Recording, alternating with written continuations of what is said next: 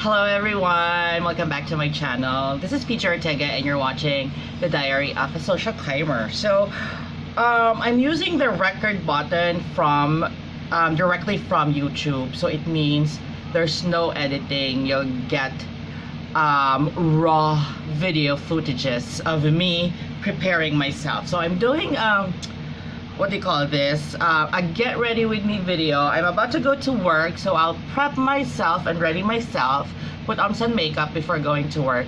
But aside from that, I wanted to talk about some important stuff about myself and about the world that I'm living in, because you know naman, it's June is Pride Month. And there has been a lot of talk about the LGBTQIA plus WXYZ pride. And let's talk about that while I prepare, alright? So first and foremost, I would like to prep my skin using this one, Fix Plus Gold Light MAC Prep and Prime. So yan. Oh, ang sarap ng mist. So, LGBTQIA plus pride. What does it mean? Because I've been seeing a lot of posts, comments, articles about the LGBTQIA pride and topics around it. Like, for example, gay marriages, same-sex marriages. What else? Religion, talking about the acceptance of gays and the transgenders, yung mga ganyan. So let's talk about that, and want to share with you my idea about those stuff, di ba? So yon. But again, while doing so, I'll prep my skin with a Sephora smoothing primer. Ayan, paubos na siya kasi ang gusto ko tong smoothing primer na to. So let's talk about gay LGBT or gay pride. I've seen a lot of people really supporting gay pride, really celebrating it on a yearly basis. Talagang may mga gay parade, gay pride celebration all over the world, and I'm all for that. I'm so happy that at this day and age we get to celebrate who we are, where we come from, what we have achieved so far, and where we're at right now. But ako personally, these are all just celebration. But if we cannot translate this celebration into how we live on a daily life, on a daily basis, I don't think it's effective. Lagi ko sinasabi, when it comes to being gay, a transgender, or trans woman, it's very difficult. And in order for you to live successfully in this world full of judgment, you have to have self-pride first. It starts with self-pride. So, what do you mean by self-pride? We can always fight for the community. We can always fight for the whole LGBTQIA community. But if that self-respect and that self-dignity doesn't start within yourself, I don't think you would be able to teach that to others. I don't think you would be able to transform others' lives and influence them if you yourself doesn't have dignity, you don't respect yourself, you don't put yourself on high standards and high regards. I don't think you would become successful. If you think of yourself and if you treat yourself less than anybody else, where's pride in that? Diba? Again, more than gay pride, it's self-pride. We always demand, lagi tayong humihingi ng respect. We demand for it. But have we really earned it? Come to think of it, yun ang dapat mong isipan. Did you really earn the respect that you want from others? Kasi if I'm sorry to say, if you would act bastusin, if you would act unrespectful to others, I don't think they would respect you. I don't think you would get the respect that you want from them, right? So we will be using, the MAC Matchmaster SPF 15 foundation as our foundation for today. Ayan, just putting on some few pumps on my wrist and then just spreading it out. Ayan.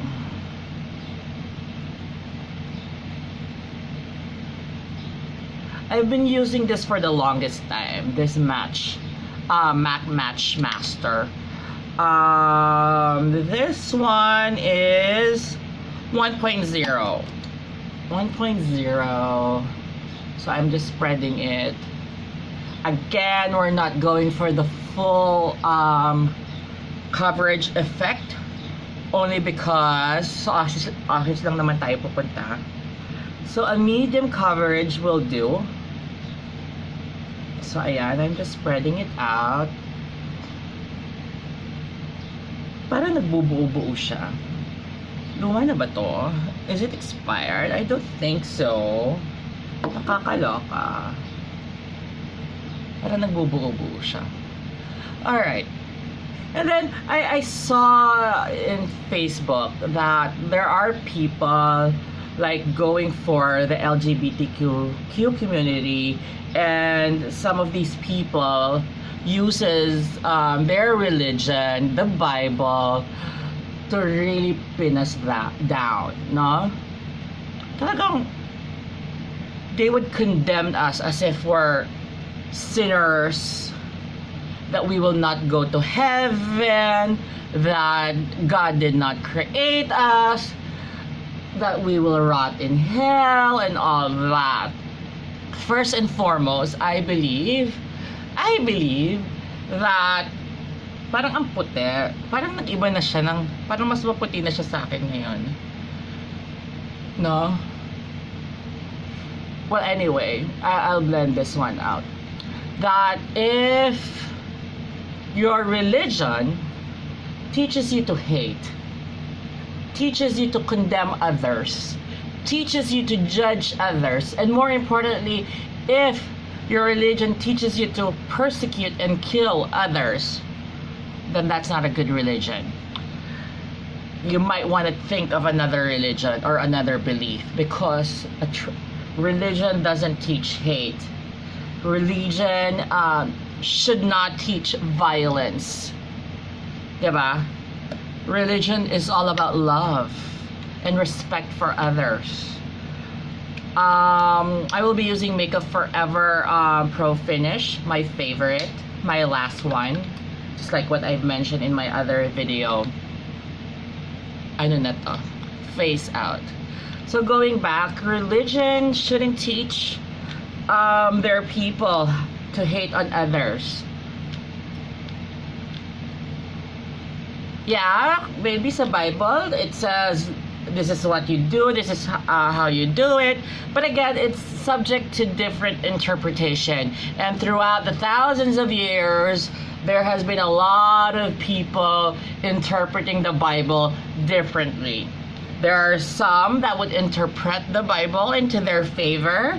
Some of them would interpret the Bible based on their lack of understanding, and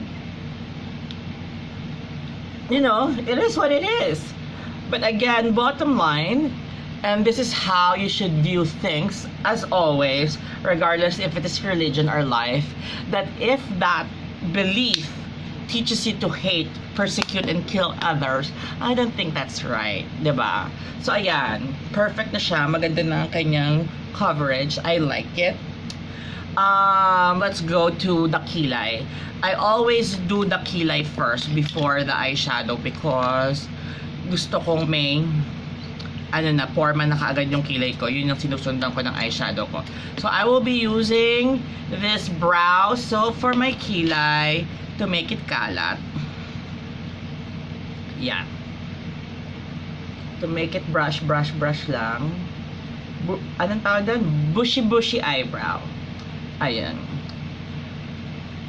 And yes, you can use the verses in the Bible, you can use the whole Bible against the LGBT community, condemn us if you want, but how sure are you that you're not that much of a sinner compared to us?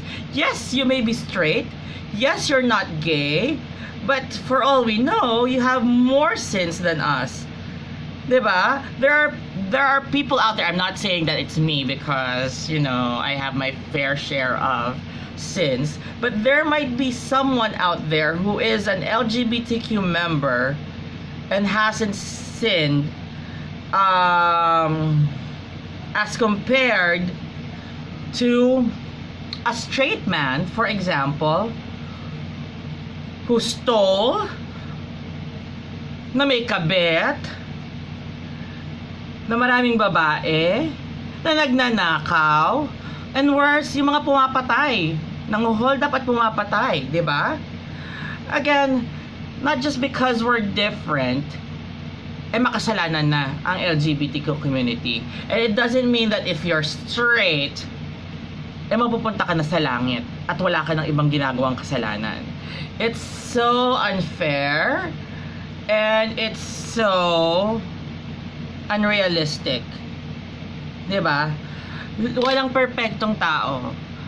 And none of us has the right to judge others based on what we believe in. Wala. It's only God who can judge us, 'di ba?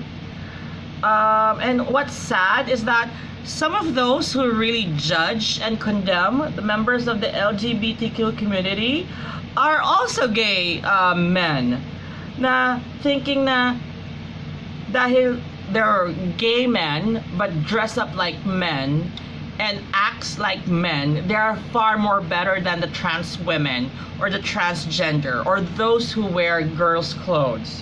No. What makes you think that way? Hindi porque sasabihin mo, bading nga ako, pero bis lalaki ako. Oh, ano naman ngayon kung bihis lalaki ka at yung mga trans women and transgender are bihis babae? Does that make you a far better human being than them? For all we know, mas marami ka pang kasalanan kaysa sa kanila. But who are we to judge each other, right? And that's the masakit part, really. There are a lot of gay people who condemn each other thinking that they're far more better, they're far more mabait, at sila lang ang pupunta sa langit. And this, kayo na. Diba? Kayo na. Diba?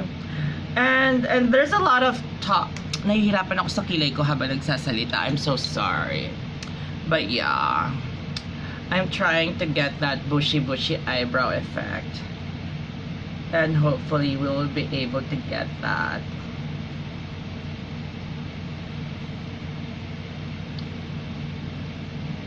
Yan.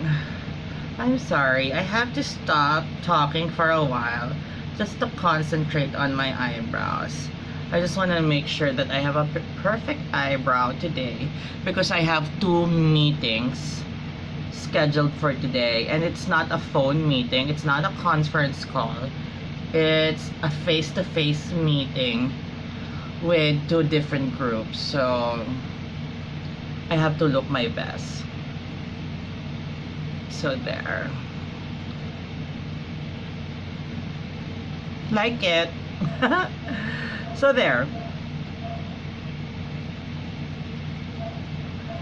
Talking about gay marriage, well, I personally am not favor of gay marriage. Hold your reactions. Gay marriage in the church. I am not favor of that because you're trying to impose what you want in a very what do you call this? Established religion. No. But what I want and what I am all for is same-sex union and legalizing the union within the state. That is what we want. A legal union of 2 people in order for them to have legal rights make legal decision for each other, and hopefully like decide as legal partners when it comes to medical decisions, when it comes to properties, when it comes to adopting children. Yung mga yon, we don't want to get married inside the Catholic Church. If that's what you're against, we don't want that. We just want to be recognized by the state as a legal partner, making legal decisions together, earning money, and owning properties together legally. That's what we want. So wag niyo pagpilitan na hindi papayag ang simbahan. Alam kong hindi papayag ang simbahan, hindi naman namin pinipilit yon. Magga-garden wedding lang kami na permado ng mayor at permado ng census. Ganun lang. Ang dami niyong halhal. Burn na ako sa inyo. Mag-eyeshadow tayo. So what I will be using, is this palette. I will be using the Master Palette by Mario from Anastasia Beverly Hills, and I will be using Isabel, this one. This is a light chocolate brown shadow. Very simple eyeshadow lang tayo today. Yan. Now, do you understand what we're asking for and what we're fighting for? We don't want to get married inside the Catholic Church. Or any type of church for that matter, if you don't want us. But what we want is to be legally married and to be recognized by the state. Ano bang pinagyayayaw-yaw nyo? Yun lang naman yun. Diba? Hindi namin paghihimasukan ng... I am a devout Catholic. I love my religion. I go to church every Sunday. The only time that I would miss church is that, for example, I am out of the country. But no, when I was in Europe, I was still able to go to church all 4 Sundays of March on different church. One is Notre Dame in Paris. Mga ganun ba? Charot! But yeah, going back to the topic, I go to church every day. I pray every day. And I respect that the marriage that Jesus Christ established is for men and women. That's the marriage in the Catholic Church. And I honor that and I respect that.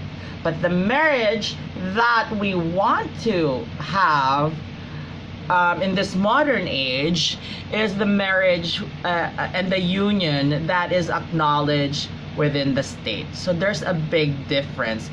Kaya tigilan nyo na yung kakayaw-yaw nyo. No. Sino ba nagpupumilit na ikasal sa simbahan? Wala naman. Diba? At kung sino man yung nagpupumilit na ikasal sa simbahan, well, pues, tigilan nyo. Respect the religion. Diba? The way we respect our Muslim brothers, the way we respect our Jew brothers, the Jews, diba? Just respect. If this is something that is not allowed within that religion, respect that. Huwag niyong ipagpilitan. I think if we had a full understanding of that, if other people has a full understanding of that civil union that we're fighting for, I think it's easier for the Senate to pass that law. Pero wala ngang full understanding. Diba? Marami ang naive, marami ang hindi nakakaalam, kaya hindi nila maintindihan, at eventually, hindi nila matanggap. So that's my eyeshadow. Kailangan ko lang ng darker shade dito para may konting effect. Maybe I will use Violeta, the darker one. So, konti dito. Ayan. And I'm good.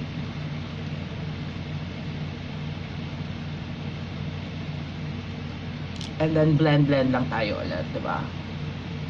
So, yun. Ano pa ba mga topic sa sa LGBT? The other night, I was talking to a friend via chat.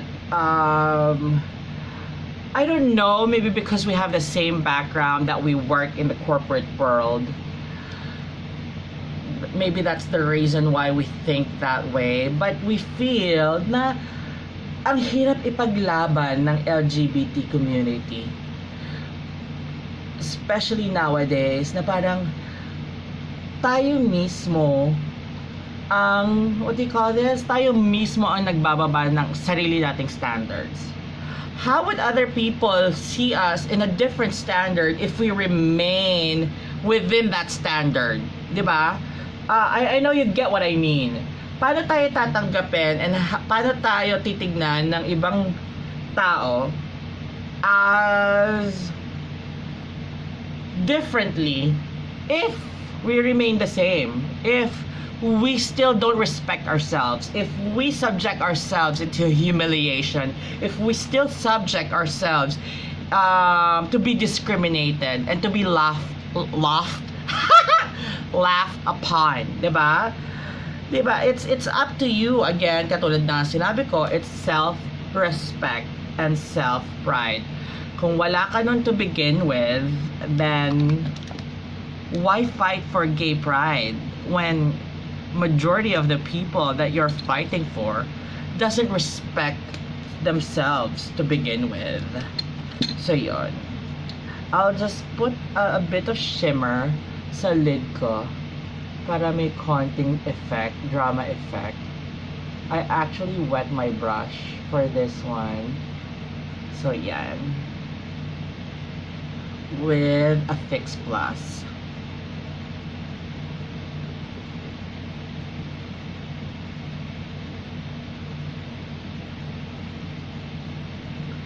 I'm sorry, hindi ako mapagsalita kasi pag nag-eyeshadow ako at tinatakpan ko yung talukap ko ng eyeshadow, papagalan ako. Nahihirapan ako magsalita. Nakakaloka. Do you also do that? Her there. Ano ba yan? Natutusok ko yung eyeshadow. Sayang naman. So there, that's my eyeshadow for today. I-blend ko pa ng konti para medyo tusok. Diba?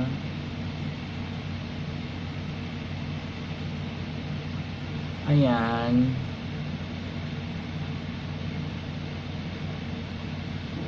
And then I'll put, where's my favorite, sorry, ang lapit ko sa I will put my favorite winged tip.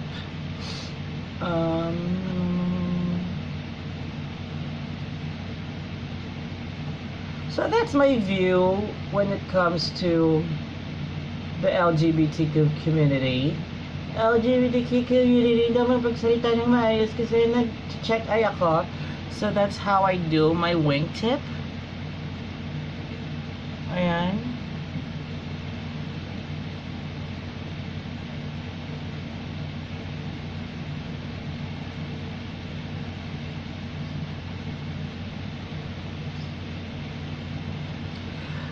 Well, ako, I just want to share that I do have another sister, a younger sister, who is also a trans woman. She's 15 younger than me. She's 15 years younger. And to be very honest, while growing up, nakikita ko na yung potential sa kanya to be either gay or a trans woman. And ang initial reaction ko is sadness and fear, because I'm fearing that this person who I love so much would go through the same obstacles and challenges that I've gone through, and would feel the same discrimination, bullying, that a lot of gays went through. I wouldn't say that I was not discriminated, humiliated, and even bullied at some point in my life. There are some, pero I have a very strong personality. I'm a very strong person. And because of my personality, siguro compared to other gays, mas hindi ako na-discriminate at mas hindi ako na-bully because I'm the bully. But yeah, because of my personality. So I was very afraid for my younger sister.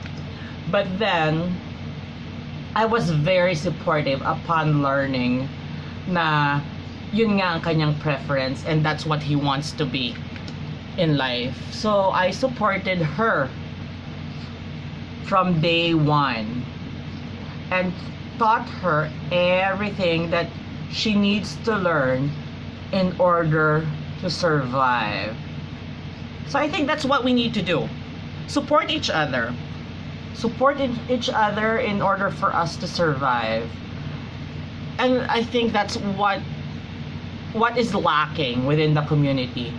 We tell people that we fight for our rights, that we support each other, but in reality, within the community and within our own tribe, there's a lot of hatred, there's a lot of inget, and there's a lot of crab mentality. And that is true. And I think that's applicable to any tribe, but more so in the LGBT community. Sobrang daming plastikan at siraan. And I think we need to change that. How can we push for our rights and privileges if they see that the community itself is ruining each other? Diba? Para namang napakahirap paniwalaan yun na kayo mismo hindi kayo nagsusuportahan. Kayo mismo ay nagsisiraan. Diba? So, there you go.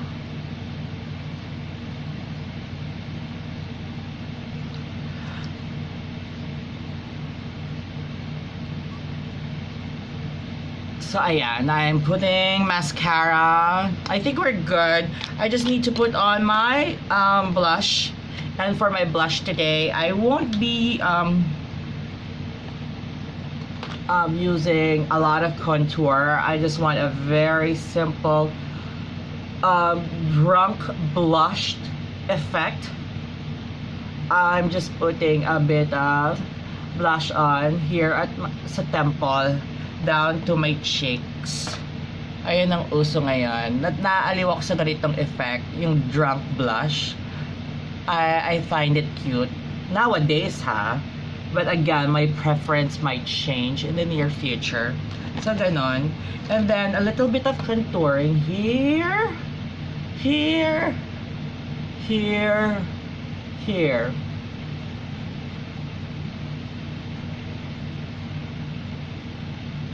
Here as well. Charot! And a bit of a nose line. Let's put some nose line. Ayan. I will